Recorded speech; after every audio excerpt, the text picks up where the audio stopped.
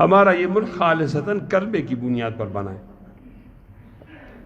آپ قائد اعظم محمد علی جناح کو دیکھو تو اس کے سر پر ایک ٹوپی ہے کراکلی اور داڑھی نہیں ہے، تو یہ عام آدمی ہے نا، مولوی نہیں ہے۔ اور علامہ اقبال کو بھی دیکھو تو اس کے سر پر بھی نہ ٹوپی ہے نہ پگڑی ہے اور داڑھی بھی نہیں ہے۔ تو ہمارا ملک ان لوگوں نے حاصل کیا جو عام عرف کے اندر ان کو عام آدمی کہا جاتا ہے، یعنی وہ علماء نہیں تھے۔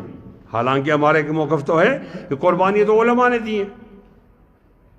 یہ بات بہت کمزور بات ہے کہ ایک آدمی نے خواب دیکھا اور دوسرے آدمی نے صبح پاکستان بنایا۔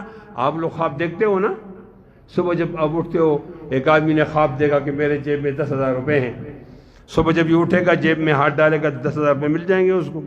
ایسا تو نہیں ہے۔ بڑی بڑی قربانی، لاکھوں علماء اس کے اندر شہید ہوئے ہیں۔ یہ جو بالاکوٹ کے شہداء آئے ہیں، یہ ایک فتویٰ جاری ہوا تھا 1803 میں۔ شاہ عبدالعزیز محدث دہلوی نے کہا تھا کہ انگریز کے خلاف جہاد ضروری ہے، تو یہ لوگ جہاد کرتے کرتے یہاں بالاکوٹ آئے۔ ان کی ایک قبر شہید اسماعیل کی یہاں اوپر ہے اور دوسرے کے نیچے، آپ زیادہ واقف ہیں۔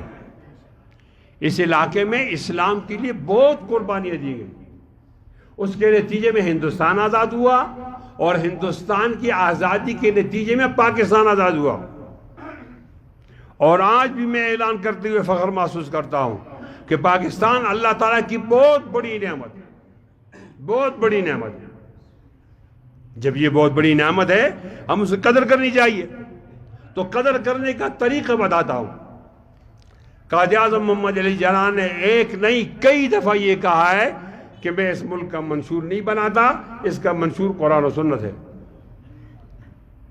اور علماء کے وفد سے کہا ہے کہ ملک کو تو ہم نے آزاد کر دیا، اب اس میں قرآن و سنت کا نفاذ آپ کرو۔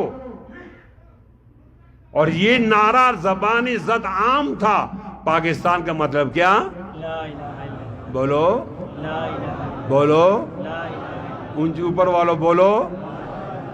تو لا الہ الا اللہ کیا معنی؟ لا الہ الا اللہ کا معنی ہے کہ چوری نہیں ہوگی، کرپشن نہیں ہوگی، زنا نہیں ہوگا، شراب نہیں ہوگا، قتل نہیں ہوگا، ظلم نہیں ہوگا۔ لا الہ الا اللہ کا تو نہیں معنی۔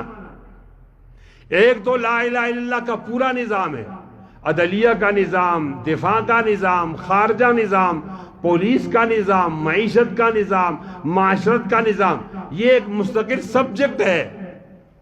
لیکن میں کہتا ہوں چلو کم از کم ایسا تو ہونا کہ زنا نہ ہو، شراب نہ ہو، کرپشن نہ ہو، چوری نہ ہو، قتل نہ ہو، ظلم نہ ہو، اس لیے آیا تھا۔ لیکن آج اگر 74واں سال ہم نے جشن آزادی منائی تو میں یہ کہتے ہوئے مجبور ہوں، خوش نہیں ہوں کہ ہم مقاصد کی طرف ایک قدم بھی آگے نہیں بڑھے۔ مقاصد کی طرف بڑھنا اور بات، ہلو، مقاصد کی طرف بڑھنا اور بات۔ یہاں ہم اتنے مجبور ہو گئے کہ نبی علیہ السلام کی عزت اور ختم نبوت کو بچانا ہمارے لیے مشکل ہو گیا۔